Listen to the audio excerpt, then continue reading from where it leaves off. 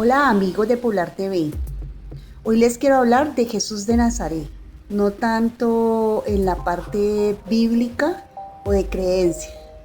No olviden suscribirse y compartir este video si les gusta. Amigos, si bien miles de millones de personas creen que Jesús de Nazaret fue una de las figuras más importantes de la historia mundial, muchos otros rechazan que esto haya sido así. Es más, dicen que él nunca existió. Pero, ¿qué tan seguros podemos estar de que realmente existió?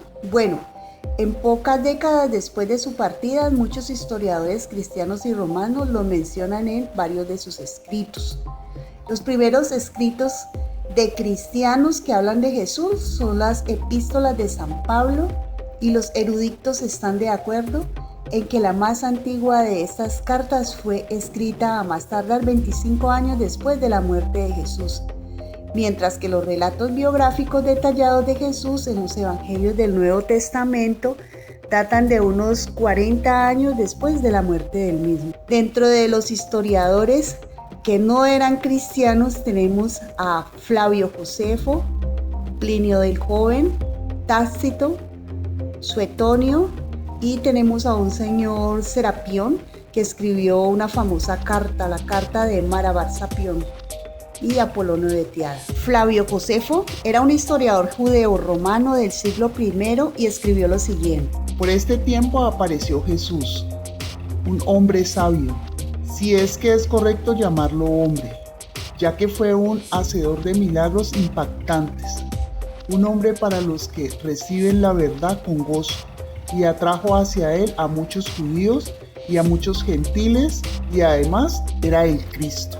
Otro de estos escritores fue Cayo Cornelio Tácito.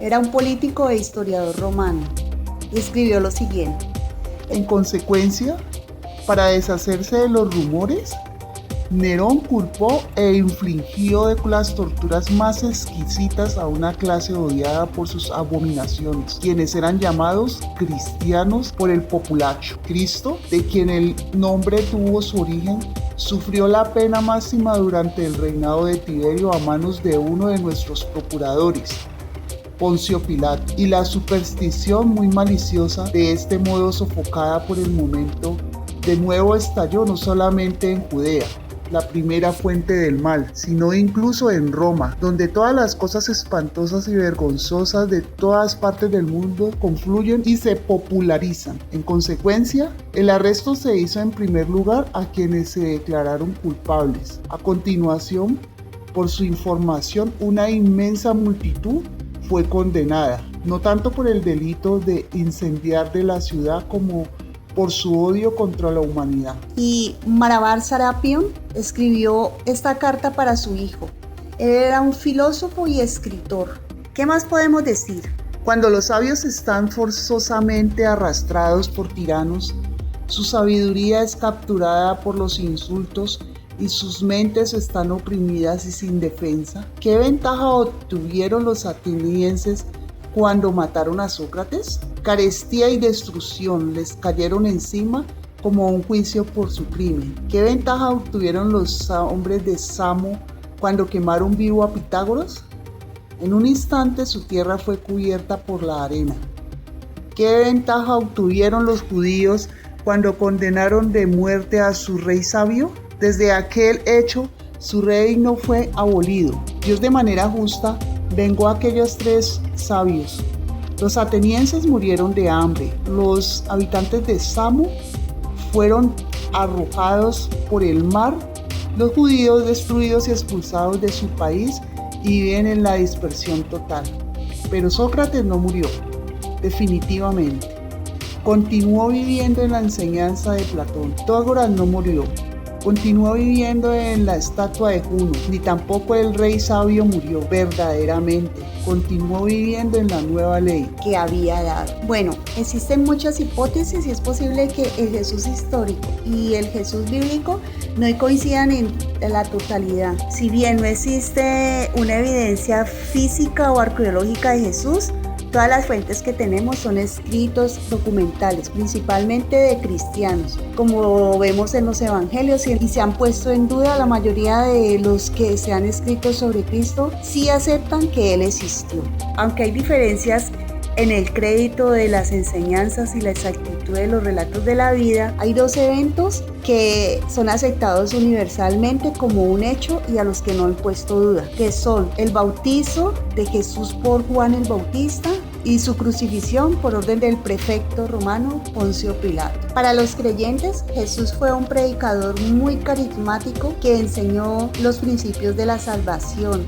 la vida eterna y el reino de Dios. Pero los estudiosos de Jesús histórico por lo general sostienen que él era un judío galileo y que vivió en una época con muchas expectativas mesiánicas y apocalípticas. Desde el siglo XVIII se han desarrollado 3 búsquedas independientes de Jesús histórico, arrojando como resultados criterios nuevos y diferentes. Esta imagen dogmática que se ha retratado siempre en los evangelios incluyen a un Jesús como un profeta apocalíptico, sanador, carismático, filósofo, mesías judío y un profeta de cambio social. Pero existe poco acuerdo académico en un solo tipo de retrato de él. Sin embargo, la explosión demográfica del cristianismo en los últimos siglos del Imperio Romano, la mezcla de ideas compartibles y redes bien desarrolladas, puso a la cristiandad en una posición ideal para sobrevivir, incluso prosperar, siendo hoy una de las religiones con más creyentes en el mundo. Hacemos un pequeño resumen, independiente de la creencia, diríamos lo siguiente sobre Jesús. Un hermoso niño que nació en Belén, en un pequeño pueblo al sur de Jerusalén. Mientras el territorio estaba bajo la ocupación romana, sus padres judíos se mudaron al norte de Nazaret, donde él creció. Su padre era un carpintero, así que lo más probable era que Jesús aprendiera el oficio en sus primeros años. Alrededor de los 30 años comenzó su ministerio público. Él eligió a una docena de hombres muy sencillos, muy del común, como sus discípulos y trabajó en las afueras de Capernaum, un pueblo grande de pescadores y centro de comercio de la costa del mar de Galilea. De ahí, él viajaba y predicaba por toda la región de Galilea, haciendo frecuentes incursiones entre los vecinos gentiles y samaritanos. Sus insólitas enseñanzas, su metodología sorprendió y a otros molestó demasiado. Era un mensaje bastante revolucionario que le generaba un gran número de seguidores. Su popularidad entre la gente creció demasiado rápido, dando como resultado que los líderes se llenaran de celos y resentimiento ante su éxito. Muchos de esos líderes encontraron ofensivas sus enseñanzas. Pronto tramaron junto con los gobernadores romanos cómo matarlo. Durante este tiempo que uno de los discípulos de Jesús lo traicionó con los líderes judíos por unos pocos pesos.